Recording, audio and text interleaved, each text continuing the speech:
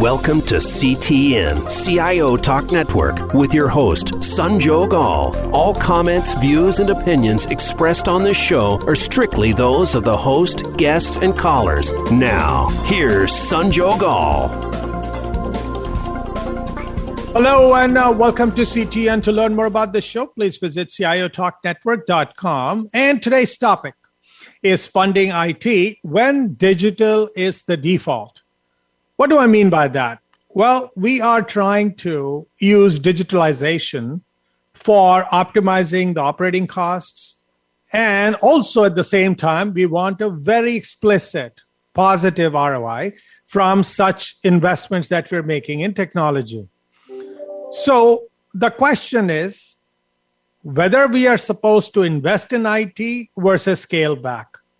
And if we are going to invest in IT, is that going to cut into our cost optimization measure? And if you are going to scale back, how are we going to get the digitalization dream and the digital dream realized? Catch-22, right? But then that's where we are here to discuss what should be the IT finance model, or rather funding, the way you fund IT. How do you model that when you're especially going ahead with digital as the default, where the things will change, things will morph, and you always have to support, and IT is always going to be in the spotlight. So discussing that with today, a great guest we have is Robert Ford, Chief Information Officer with Northwest University. Hey, Robert, how are you? I'm very good. Thank you. Nice to be here. Thank you so much for joining us. So now, as I already set the stage, when we talk about digital, a lot of people think, I will put in digital and there you go, 300% growth. And we totally understand that digital is a catalyst to digital growth. And at the same time, it does have potential to shave costs. But where does the management stand? Are they are dreaming, or they are realistically expecting what digital can deliver? I guess it really depends on how sort of tech forward this management is regarding whether technology has the sort of the voice to inform ideas at the top table, or simply just enable decisions. And that's a big differentiator. So let me just explain that a little bit more. Too often I've seen, digital, and I may intersperse the word digital and cloud, because in my world, I think all digital leads to the cloud and all roads lead from the cloud. But, a lot of people, if the voice at the top table isn't big enough, cloud is seen, or digital is seen, as just a way to increase the pace of what they're doing today, not necessarily to innovate. And so leaders need to change that conversation to see digital or cloud as this more of a strategic business opportunity rather than just this improve, innovate, or do things differently. So to your question about how do management expectations get realized, I would say that the management has a much clearer expectation of cost and efficiency expectations from digital than they do of growth. You ask any CIO, what cloud digital optimization target have they been given by the top table? And then most will give you some arbitrary percent that's probably based on an overly optimistic CSP business case. However, if you turn around and ask the business leaders what percentage uplift they're carrying on their digital initiatives, you may get this sort of silence may be deafening is the term. So put another way, there are plenty of expectations around realizing the cost side of this, but not so many on the value realization. And as we know, value doesn't happen by accident. It's quite tough to realize.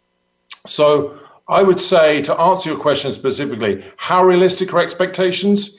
Well, the cost shaving side of the equation can be very realistic if the organization is willing to go all in. And by that, I mean they're super clear on what's important and what's not. That's one of the key things at the university we had to focus on. What is not important in our strategic vision? They need to be product vision led. They need to have clear outcomes, and they need this DevOps engine to be able to go at full throttle. You do that, and you will get the cost saving realizations that I think the cloud promises. However, those aren't really going to set anybody alight, because they're never going to be to the degree of the promise that business has of cloud. And that's where the value side of the equation comes in. And for that, it's a really tough way. It's really tough to get business leaders to look at the value of cloud as a business disruptor, because you bump into siloed history, politics, leadership egos. But that's where I think the value really is. So easy on cost, tough on value. Now, when we talk about the issues that we have spoken about right here, like you said, the business management doesn't have clarity, at least, that how much growth we'll get, or even IT cannot tell how much growth. And then for the cost, we talk about it. Isn't it stemming from the earlier problem, or rather complexity that exists, that we are not able to connect any investment in IT to a shareholder value? Because now when we are putting digital, now the focus is, hey, I'm going to invest, and the only way I will survive is not just putting in cool technology, but I have to innovate. I have to get better in front of customer and get some value out of it. But it is still a vanity metric, right? It is still not a quantifiable metric. So do you think we have made any progress in that area? Yeah, I do. And I would maybe take question with that, the value realization of digital or cloud has to be recognized in a business outcome. If it's not, then it does become this floaty, softy, squishy number, and it's a great excuse for business not to do things differently. So the way I see it is really digital has to be seen as this strategic business opportunity, and not just a technology platform. If it's seen as a technology platform, the only hard metric you're going to get out of it is cost saving kind of things. And we know that's a one-way ticket, and you can get the cost savings. But really what you're doing is you're looking at optimizing your IT budget. And I don't know the size of other people's IT budgets, but a few percentage points off my IT budget isn't going to set the university on fire. If you can look at digital stroke cloud as a percentage of business value, then you get suddenly access to 100% of the revenue or the growth, whatever metric your business is pursuing. And that's where the value materializes, but it can't be seen as an adjunct to the business initiative. And this is where I go back to the point about what does the top table, how do they perceive the cloud? Some of the companies I've worked with, we very much had to struggle to say, let's look at what you're doing today from a strategic business initiative. Let's look at the hard targets you're realizing. Now carry a value uplift percentage based on digital. And they won't. They'll look at you and say, oh, I'm not sure. What does that mean? And that's when you truly know whether the business is looking at cloud or digital as a strategic business opportunity, or they're just seeing it as a way to optimize and go faster. So going back to my prior point, the way you realize the value of the cloud in any business is through the business outcome, and you have to force them to have a value percentage uplift. One of the things I'll get to if we get time is, ask yourself the question, is cloud in your organization measured as a percentage of your IT wallet, or is stroke digital measured as a percentage of your IT wallet, or is it measured as a percentage of the value generated? And that's a key question, because you ask yourself, if digital is the growth engine of the future, why would we spend less? Why would we even cowl it with the moniker of cost? If it's the strategic engine, you invest as much as you can in it if you truly believe the return on value is there. And so that's the conversation change at the top table that has to happen. Otherwise, I agree with you. It's a very hard number to sort of justify. It's interesting when you said that, because we always used to say, if there is a way for IT to be treated as cost of doing business versus just cost, we would be so much farther ahead. And now it looks like with the digital also, that while they have a dream, but they cannot take their eyes off of the dollars that they are going out in digital, especially when they don't know what's going to be the outcome, because many of the digital initiatives, they would take time to really bear fruits. So is there some sort of revelation, if you will, like all the times that has been spent, and I'm sure you work with organizations and you've heard you've seen other leaders like you in different companies working on digital experience building or digital investments. What are they saying? Are they able to show a hard ROI on digital yet, or just because it is cool so far and it has not shown a hard metric, then it's tough to show that growth percentage that digital investments will bring? The answer is yes, and everything I'm saying is somewhat connected. So, first of all, time is something that's changed in terms of scale in this world now. So, digital investments, you have to pay back in 12 months because everything's changed, including the individual who was part of the reason why it got going in the first place. What I've seen is it's far more successful when the CIO or the technology voice. I'll talk from my perspective, the CIO. When the CIO has the rank and the mandate to bring technology into the business discussion so that it informs the idea, rather than what traditionally happens is the idea is created in the strategic boardroom and the technology is looked at as to enable that to happen. If you can change that round, which is an uncomfortable thing to do for technologists, because you've got to we've clawed our way to be considered strategic. Now you've got to get in the room and be the sort of the lead dog in the pack that's saying, you know what, if we were going to do an acquisition, the CFO would probably be leading that effort and everybody else at the top table would contribute. If we're going to be doing transformation and we truly believe that technology is the engine, the CIO or the technologist needs to be the voice that doesn't tell people what to do, but brings that technology voice to the conversation to say, when we're looking, X number of years down the road at our selling business, our financial business, there is a technology voice in there that informs that strategy. That therefore then comes out with the numbers and the targets, which have to be realized much faster. We don't look at anything, anything that's gone more than 3 years just isn't of interest to me. So we would push that back, and you just have to use the traditional agile methodologies that we all know well in IT that are very hard for some of the leaders to adopt. Let's look at this incrementally. Let's go. Let's realize value. Let's recalibrate. Let's move somewhere else. But it is doable. The point I'm trying to emphasize here is technology and business have to be one. And when you consider that the growth of business is technology, irrespective of the sector you're in. I'm in education now. I was in technology for 26 years prior. It's the same kind of challenge, just in a different landscape. That's what has to happen. And so, that's how I say about that one. Okay. You said technology and business have to be one. How long have we been screaming about this? So who's not listening? Let's talk about that a little bit when we come back. Please stay tuned, listeners. Today, enterprise technology is both strategic and global. Each week on CTN CIO Talk Network, IT thought leaders from around the world share their experience with listeners as they discuss with Sanjog Aul how they are trimming costs and partnering with business to innovate and help IT become more competitive, better care for customers, and improve the corporate bottom line. If you want to keep up with IT thought leadership, listen to CTN CIO Talk Network with Sanjog Aul at CIOTalkNetwork.com.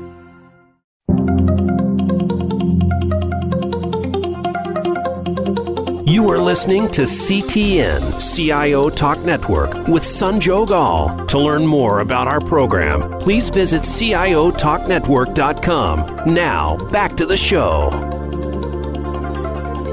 Welcome back. So, Robert, you said business and IT ought to be one. Well, I've heard it. I've done this show for the last 18 years plus. And that started from the first conversation I had, but I still hear this. What are we missing? Is business not listening? It doesn't want to listen. Does IT doesn't want to come out of the cocoon of IT? Or they're trying to, but business doesn't allow them to converge? What's missing? I think it's interesting. I've been doing this a while, and I've seen the sort of the evolution of the business and IT and how we've come together. I think now the thing about digital that I truly believe, and as I said, all roads lead to and from the cloud. It's a new way of working, all the capabilities that sit around it. You can look at anything that's disruptive or anything happening in the digital world, and it's sort of cloud's at the center of that. But what I think we've done a poor job at is basically creating the burning platform for the business to understand why cloud is so essential. Up until now, technology has been a way for them to improve what they've been doing and do it faster. And that's great. And it's sort of then evolved to us, being able to do it in different ways. But technology now has come to a point where there has to be a burning platform. Every CEO or every president of university has to stand there and be very articulate and say, unless we embrace this, and I don't just mean we migrate to different platform, unless we embrace cloud as a new way of working, as a new way of doing business, as a new way of engaging our customers, a new way to create revenue, unless we all embrace that, we are not going to be here, because every competitor that is up against us is born in the cloud. And so I think the reason the business hasn't yet come to embrace IT as much as IT is now embracing the business is at the altitude where decisions are made. I think in the sort of engine rooms of both, with DevOps and product owners and all of that, I think we're getting a much closer sort of symbiotic relationship. But at the very top where decisions are made, I still think we need to work really hard on the CEOs and the top tables of organizations to make them see this digital disruption as a burning platform and not a choice. I always say to every CEO I've dealt with, digital isn't a choice. There's just an urgency. And you have to get over that, well, maybe we'll do cloud or maybe we'll do this. No, you're going to do it. Otherwise, you won't be here. And I think that's the first thing we need to do better, is educate ourselves and have a good digital point of view and have the very top table make that something real for the business. And going back to a question earlier that you mentioned, numbers talk, targets talk. If the business, if something's strategic at the top table, because number one, they're talking about it a lot. And number two, they're putting targets behind it. I rarely walk in and say to a business leader, what was your target last month? If we cloud enable it, what would it look like? And that's the conversation that you have to make come alive and put a number behind. But that's where I think we'll come together. And then I think as you get into agile execution, the business starts to understand that this is, every decision that happens is a very dynamic one. They're suddenly forced to realize value faster than they've ever done before. That's a wake-up call for businesses. You give them MVP every 2 weeks. They're like, holy cow, I can't even use this. And then they start to understand the pace. And so we'll get there. But I think the top table leadership has a critical role to play. And it makes me sad when I see leaders at the top sort of dismiss cloud as this technical platform that the CIO should go and realize savings for. That isn't transformation. That's just a change in data center, one floating and one physical. So let's talk about your own journey, and anyone, perhaps if you want to bring in your mix in terms of what is the kind of investments are being made on the ground. You mentioned the business is still not looking at it the way they should, but then they also know that without digital, there's not going to be much of what I call a sustained profitability and growth. So they're realizing it, but they are skeptics. So what's reality on the ground? Are we going full throttle with a leap of faith that digital is the thing which will take them to the other side, or they are still holding back? What's the current state of actual investment? They may be thinking a lot of things, but are they putting the money where their mouth is? I think they are definitely considering it more as we sort of live through this digital pandemic that's caused, any skeptics of, can digital disrupt the way we currently do things, is now they've either been living in a cave or they've just not been paying attention, because it's changed everything. It's proved that stuff can happen at an accelerated pace. This was a huge experiment done at scale. And so now I think there's not the question of why, there's more the question of how and what do we need to do. And if I use my own example as a university, obviously for us, investment was very much sort of measured out there was technology, but there were classrooms, there was faculty, there was all sorts of factors that went into the educational experience of a student.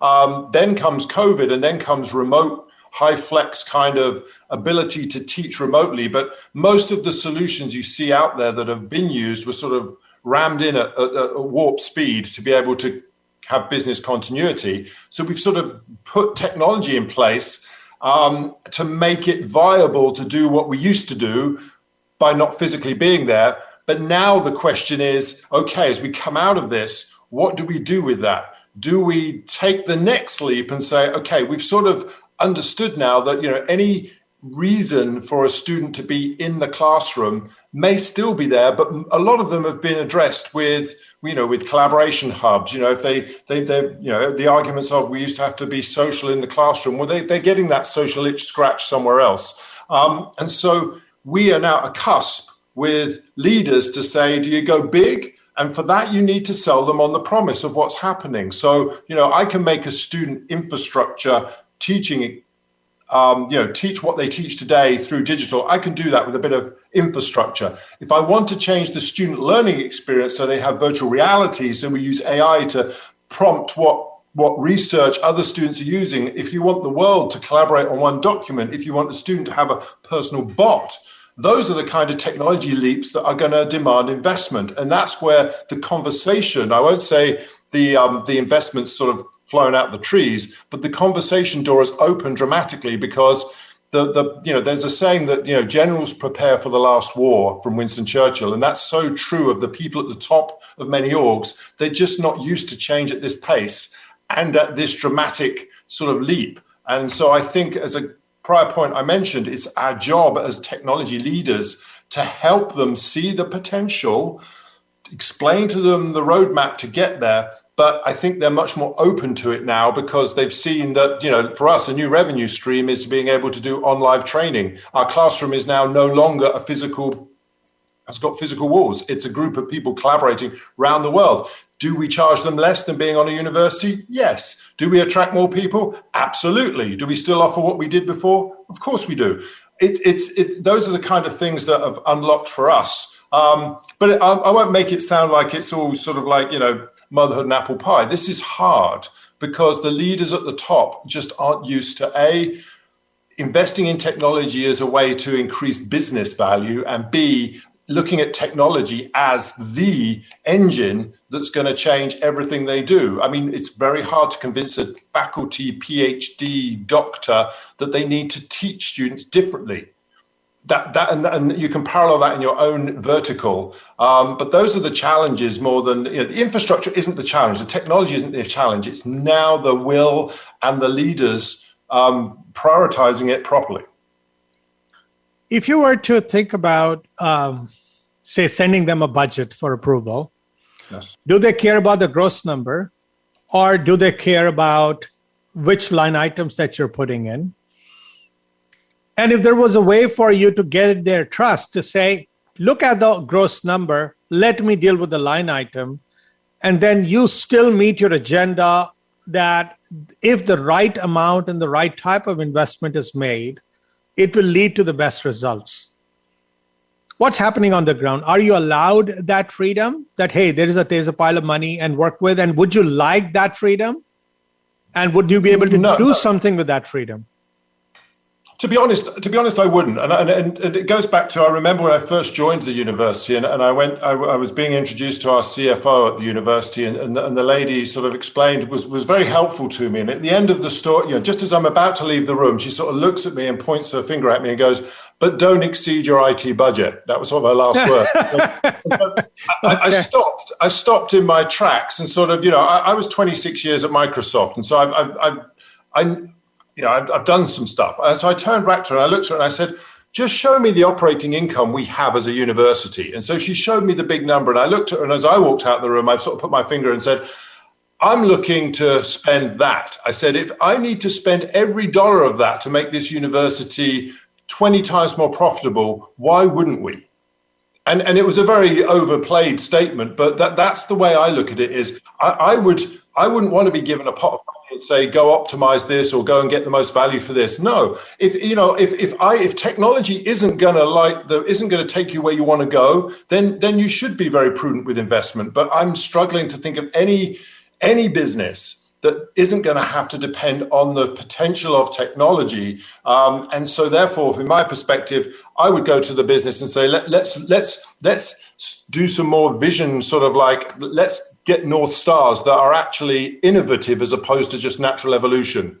What you're proposing is improvement. Let's stop. Let's look at what's over the horizon. Let's look at innovating. Let's really put the North Star up there as a directional target. And then let's walk back and look at all the things we need to do, in what order, ruthlessly prioritize that, and let's just do the most important things first. And when we run out of money, it's going to be on the thing that's the least important, and then we can have a conversation about, do we just pace things slower, or do we put more money in, or do we swap prioritization around? But I think it's got to be, IT spend hasn't got to be seen as something that is an operational cost, which is where it's sat for so long. It's as important as going and hiring the best brains in the business. And so I try and position it like that. And I just say I have access to every bit of income we've got.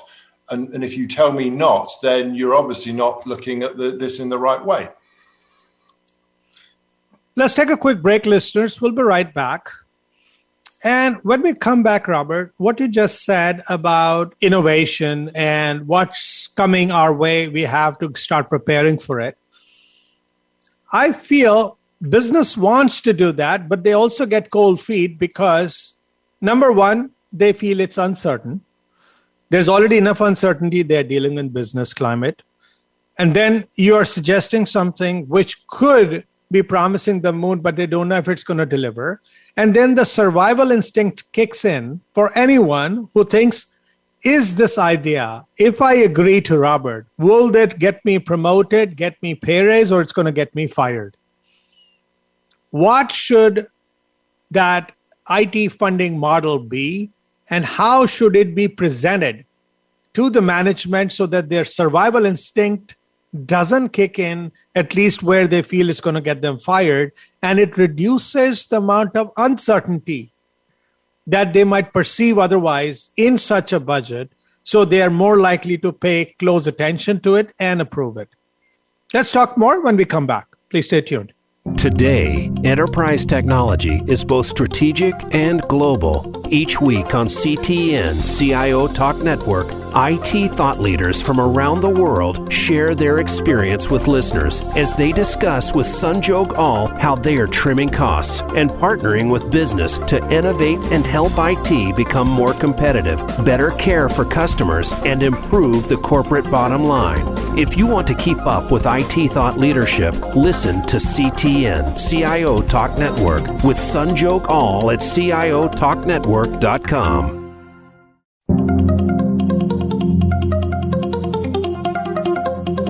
You are listening to CTN CIO Talk Network with Sanjog Aul. To learn more about our program, please visit CIOTalkNetwork.com. Now, back to the show. Welcome back.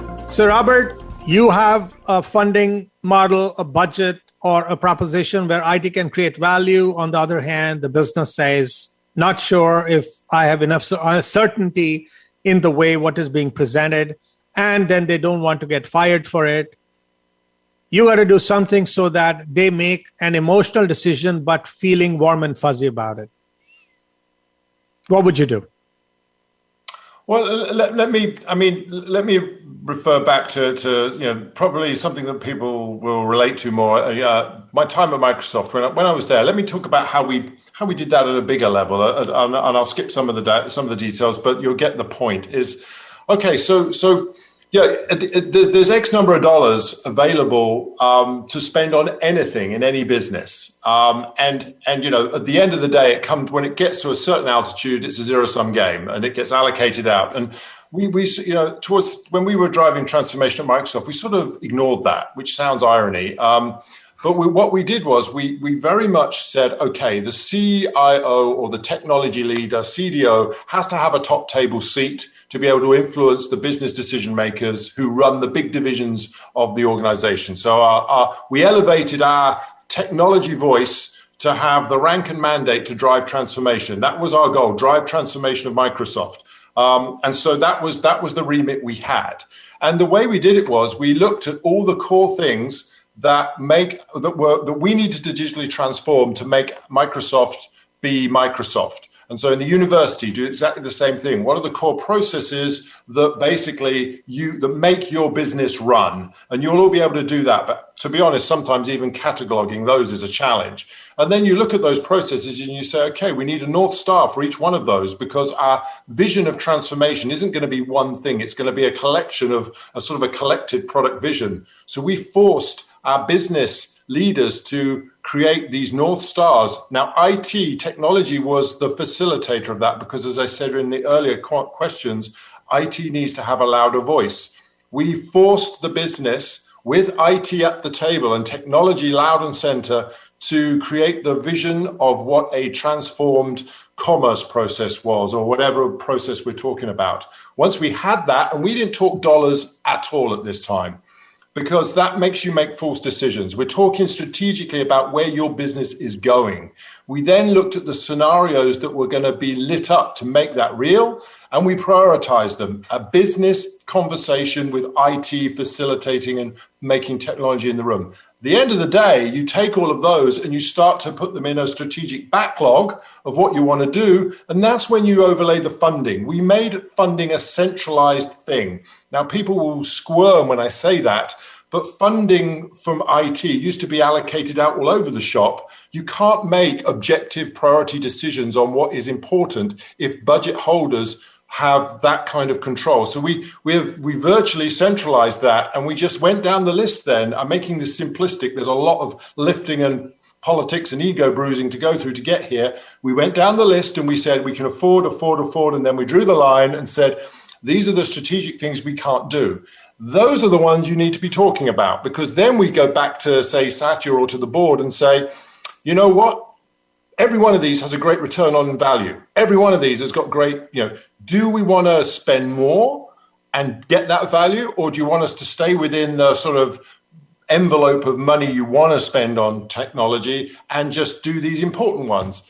And that's the kind of strategic conversation we were trying to have, as opposed to trying to validate and get budget from everybody and try and say this one's going to do this. It was more about strategic value in context of a North Star. And that's where I deal with lots of companies.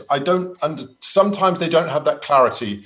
They really are trying to replicate what they've done on-prem into a digital environment. And then the business looks at them and goes, why? Why? This works now. Why are you doing that to me? And you have to be able to put things in context of where you want to go, be vision-led, be tech-forward in conversation, and be priority-driven. Those are the three mantras we used. And that way, this budget thing doesn't become such a big deal. Normally you would not want to stereotype any style of how people spend, but would you evangelize the idea of becoming an investor like an aggressive venture capitalist when it comes to digital to harness the most value? And if yes, is there any place within this realm of digital would you act as a conservative bean counter so you don't end up losing your shirt? That's a great question. And again, I say it depends, and I think you need to be able to accommodate both sides of that polarity. And there's a number of points I'll make on that. First of all, it really does depend on how tech intense or aware the top table is and how much influence you have in making, big investment decisions that have technology at the center. If that's true, the louder the voice, the more aggressive the technology investment is, because it's not seen as something in addition, it's seen as the enabler.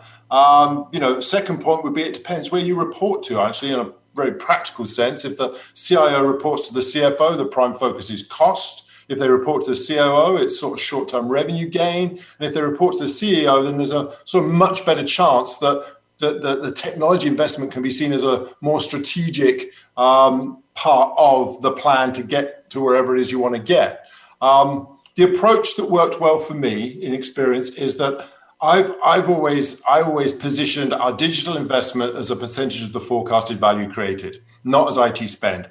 It was much harder conversation because nobody in the business really wanted to commit themselves. What is very interesting is the CIO often gets given a target of reduced spend by this much, which is purely based on McKinsey or Gartner or somebody who's given a sort of average spend number, and the board says, yeah, we can save 20% if we go to cloud, and the CIO scrambles. As I said earlier, getting the business to say the value we're going to create by doing this digital initiative is X more than it would have been if we did it in an analog way is super hard. But that's what I used to do. So at the end of the day, we positioned the spend as a percentage of forecasted value. And again, why would you not double down and spend on the thing that's going to propel your business forward? So anyway, that's but there is a point. There is a point where you have to take a bit of a conservative approach, and I think the oversight of spend is probably where the most conservative lens happens, because there needs to be an oversight of digital spend, as it's so easy to spin things up. It's so quick. You can start running into consumption challenges. If you take a non-cloud approach to running in a digital world, your bills will soon be fairly large. And so, you have to have that. You need this robust demand engine, a CCOE, budget in the hands of the owners, all of those things. That's the conservative lens. But in my opinion, you're as aggressive as your digital ambition. And that's hopefully super aggressive. It's not time to hedge at the moment. So with that said, in your context, in your organization's context, it's propensity to take risk. It's aggressiveness to grow. All of that should have eventually resulted in some sort of a model. Where are you holding or scaling back, and where are you going full throttle? And what's your rationale behind all of that, which your management readily bought? So holding back, going full throttle. It's a relatively simple answer. If in my context, if we're vision-led, tech-forward, and priority-driven, then we're full throttle on things that get us closer there. So we're full throttle on creating a very automated, secure, and agile cloud platform. Full throttle on upskilling and in-sourcing our digital capability, which is an interesting concept. We're full throttle on building, the secure infrastructure, an enterprise-wide collaboration platform. All those things that are taking you to where your vision is, you go full throttle on. And why wouldn't you? The area where we take this sort of purposeful pause is more when we're bringing the past IT or the past technology landscape into the future. Be that the sort of migration of workloads, apps, or other assets that on face value, oh gosh, yeah, let's move them to the cloud or move them, make them digital. And yet on closer inspection, before we invest, we make sure they sort of fit a number of principles that we want, so that we have a purposeful digital environment as opposed to sort of this organic thing that we're trying to move into there. An example of those things could be, like we're going to have a common UI fabric. So that could be a reason to do something slightly differently. We're having a single source of truth. So many organizations have data in silos all over the place. Well, you know what? We're not going to replicate that. So the hardest thing for a business, I've found in my experience, is getting business leaders to decide on what is the single source of truth. Everybody has their own. And so that's a huge business process, business conversation, but we will pause before we move that kind of thing into the cloud. So there are things like that, a modular service-based architecture approach, which means we have to get people to really think about the service as opposed to just the architect of the app. And so we don't want to replicate that mess. So where we'd like to go full throttle, to be in a university that we haven't done yet, is more in the AI and the personalization, which is what cloud enables or digital enables, but we haven't really got there. I mean, we talk about education 4.0 for learning and teaching. If I could bring virtual reality to the classroom, if I could allow a student to have a personalized bot to help them, if I could share information better, tell them what resources to use, be able to let them. I mean, you think about it, a student in the university world only gets to work out how good they are when they apply for a job at the end of a 4-year degree, because then they realize versus other applicants where they're not. If we could give them that kind of information as they go through university, that would be great, because they could buckle down or make choices. So that's the area that that, is the hardest sell, to be honest with you, because it does look like Star Trek to people. It does look like, wow, the future, but it's sort of there. But to get it, I need to get the university to do some of the things I said, single source of truth, get data into a data lake. So there's some plumbing that needs to happen. But, I think full throttle on anything that's strategic and anything that realizes your vision. And I guarantee you, half of you who may be listening will say, I don't know what that is. That's the challenge. And then, scale back a bit on the easy stuff that just sounds like a good thing, but in the end of the day may not be the best thing. So if you were to look at, say, specifics in a budget, some sort of benchmarks, the parameters, the variables that you would put in the numbers which CIO and CFO look at, agree to put in there and come to terms so that it is what we call as an educated risk that they are both able to take, because any kind of investment is always some form of risk, but it's an acceptable risk. But that keeps moving them forward versus butting heads.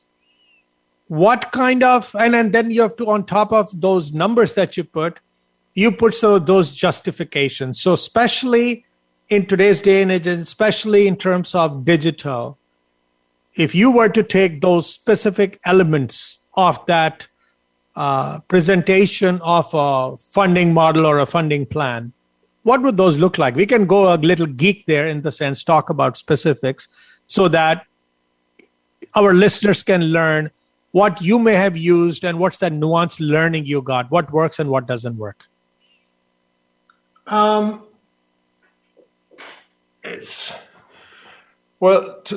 me start by saying, to get the best outcome from funding, there's sort of like 5 things, and I'm going to get to your question. To get the right outcome, have your North Stars. You need a direction. That is the only way you're going to get great investment decisions, is to be part of something that's taking the business somewhere.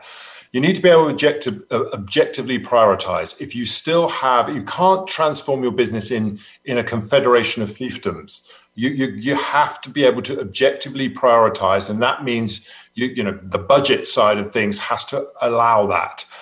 So you're always working on what's most important. You need to gauge your investment as a percentage of value, and that's hard to do, but it's the only way you're going to make the right level as a company of investment in technology, because the level you were making prior the digital revolution isn't what you need to be making to go forward. You look at your competition born in the cloud, the hugest chunk of their OPEX is all technology. You need to put funding in the hands of the decision makers, because this will allow you to spend money very easily and quickly. So make sure people are accountable for the spend, and then be agile. I say this is one of the hardest things. Maybe we're very good at that in technology. The business needs to be agile, not have pet projects, not get emotionally attached to things. They need to know that what the North Star is a direction, it's not a destination, and you use it to navigate your digital sort of journey towards something. And so with those 5 things, you come to the funding side of things. And I think, what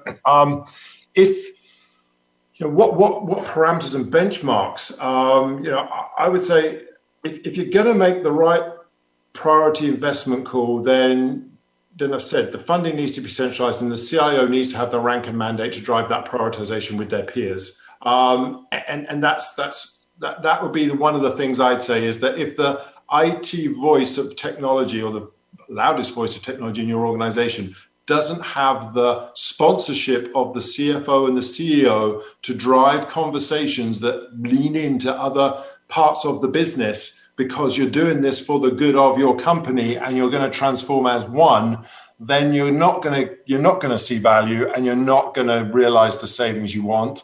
The second thing is, again, I'm sort of repeating myself on some of this stuff about the technology investment needs to be expressed as a percentage of the value it will create. And the other thing is they need to make room in this for this investment. One of the things I often find is the technology investment is perceived as additional.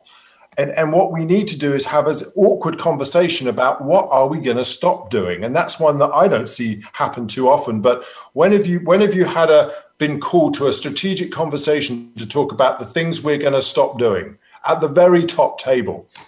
It's not as often as let's have a talk about where we're going.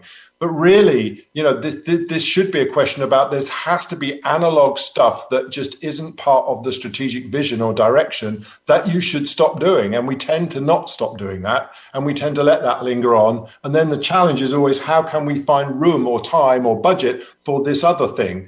And that's something that I think is super important, is to make sure the conversation has what are we going to stop doing? And then, the value created has to have some sort of organizational human benchmark, because one of the things I've also seen in my experience is these aggressive, technology drives change at a pace that isn't naturally nice for humans. And it's all very well and good driving for big strategic value, changes and this, and we're going to do this and we're going to do that. But the individuals who work and are doing the work don't quite change at that pace. And so one of the measures you should be measuring as a success or a return on investment, given the fact that you spend an awful lot of money on people, is your organization, healthy and keeping up with the change, or do you need to do things to make sure it can? One of the things I often see is there's always a great business strategy, but is there an organizational strategy to support it? And the last point, and then I will shut up, is that innovation, make sure technology is where innovation happens. So IT, you need to be where innovation's happening, because you need innovation to all orbit around the same center of gravity. Otherwise, you're going to waste a lot of money spilling up proof of concepts that gain too much momentum. The business then wants that to be done, and then you start to have a funding conflict. You need to be part of that innovation engine. That needs to come into the same conversation where you prioritize innovation with super strategic stuff and have a portfolio that sort of moves that stuff around to be able to do the most important stuff. So if you were to think about the newer ways of going about it, and in the sense like to capitalize on the digital investments, something which is coming now, but then you also have to make room for anything new that comes up. Yes. Do you keep some play money, or do you always keep going back after every couple of months of something new has come and you expect CFO to relent? No, it's a great question. And I don't think... So number one, I never keep any play money, and the reason for that is I need everybody to get into the mindset of we should be thinking about capability or capacity. That's the way I'm seeing the successful companies run this. It's all about capacity and prioritizing that capacity on the most important thing. Now. And we should be good at reprioritizing every 2 weeks. A sprint finishes, they've got another backlog that's been reprioritized by a business product owner to reflect what is most important then. So we all have to get into this. Hey, guess what? We're going to reevaluate. So I don't have pockets of money that I ring fence. Now that said, the portfolio needs to be cognizant of the fact you need to be able to innovate. In my mind, there's 4 parts to a traditional portfolio that I've seen work. One is you've got your core stuff that has to be done, the operational stuff, and you've got so much money put aside for that, and you're trying to optimize that with all the infrastructure as code and everything you can, and that's where cloud platform sort of knocks that one out of the park. You then have a strategic quadrant, which is the initiatives that you've aligned to move your business forward. In there is the digital investment, because you've injected that up front by being very sort of like, as I said, tech forward in a sense that technology informed what the business strategy was going to be. So those strategic initiatives, they're all funded, and you can do as many as you have money. Then you do have room for innovation, but quite often the budget for innovation doesn't always sit with IT. It sits, innovation happens at the edge.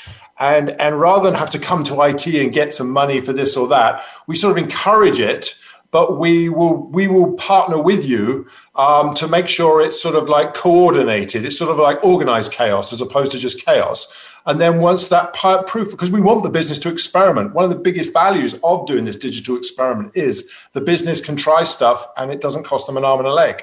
So then innovation happens. We're with them as a technology partner. When it's gathered enough sort of gravitas, it comes back into the portfolio and then gets deemed whether we do it or not. I don't have this pot of money that I reserve because you know what? If at the end of the day, the most important thing is to deliver a strategic platform for the next 6 months, I'm doing that. It's what's most important. And that's the concept that we try and get. So I do squeeze everything in and I have a sort of portfolio head on. But the sort of meta point is you should be going flat out, spending every dollar on what is the most important thing. And if you've got that muscle, it's great. If you don't have that muscle and you don't have a North Star to help you to tell you what's important, it's chaos. And that's why we spent so much time getting that clarity and that muscle built so that we don't have to keep stopping. We just keep going at speed.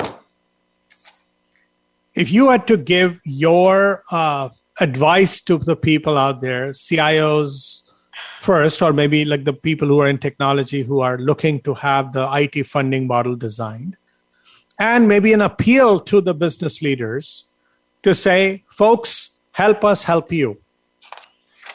What would that advice look like? I mean, you almost went on a soapbox expressing your concerns about things and what you were also excited about certain things. But if you had to summarize and you had to give some actionable takeaways to both sides, which is the business side and the IT side, given your experience in multiple companies, what would that be? I'll keep this one short. So for the CEO of the organization and the very top table of the organization, the advice would be create the urgency, create the burning platform, create the urgency, and look at cloud or have an opinion of digital as a massive business strategic opportunity, not a technology platform. That would be my ask of them. And there's ways and means of doing that. To the CIO, I would say you're no longer a great order taker. You now need to be a transformational driver. And the one thing that's driving the biggest change is technology, and you are that technology lead. So, it's sort of time to sort of like swallow hard and get up there and get in the room and start to play the lead dog in sort of pulling the sled of digital transformation, because you need to inform decisions, you need to inform ideas, and not just execute decisions. And to do that, you need your CFO and your CEO's mandate. But that's the CIO. It's time to step up and get out. From any CIO who says they're business-led is out of date. You need to be leading the business with them.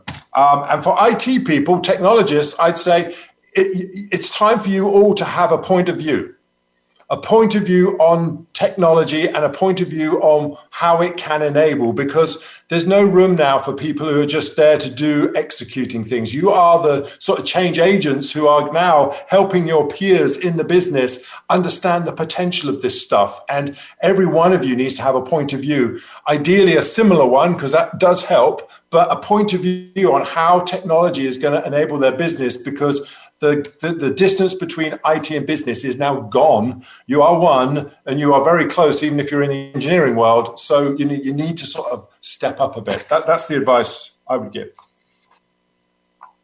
So if you were to fix yourself in some way so you could get better funding for IT where the funding to be put in, and you get your CFO and your management to not dance to your tunes, but to agree to you and let you do your thing. Well, what is that one thing you will fix in yourself? The one thing I'll fix is, if I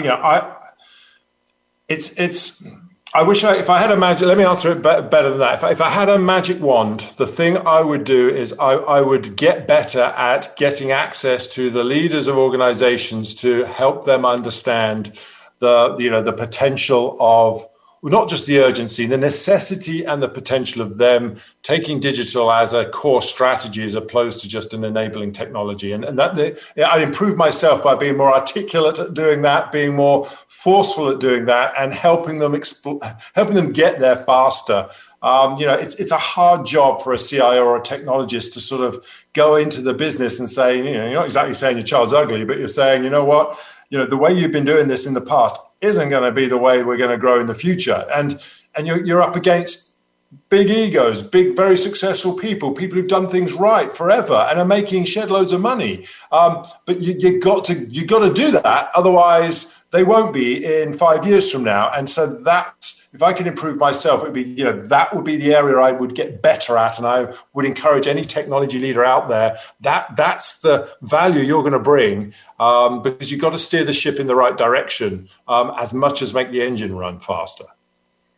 Once again, thank you so much, Robert, for sharing your thoughts about funding IT when digital is the default. Thank you so much. You're welcome. Thank you. And listeners, hope you enjoyed. I love the passion in Robert's voice. I know he meant every word what he said. So hope you enjoyed it, got some nuggets that you can apply in your respective organizations, get the funding you want, and move digital in the way it deserves. Please connect with us on social media, follow us on different podcasts, download it, enjoy the learning. Once again, thank you for listening to CTN. This is your host, Sanjog Aul. Till next week, take care and God bless.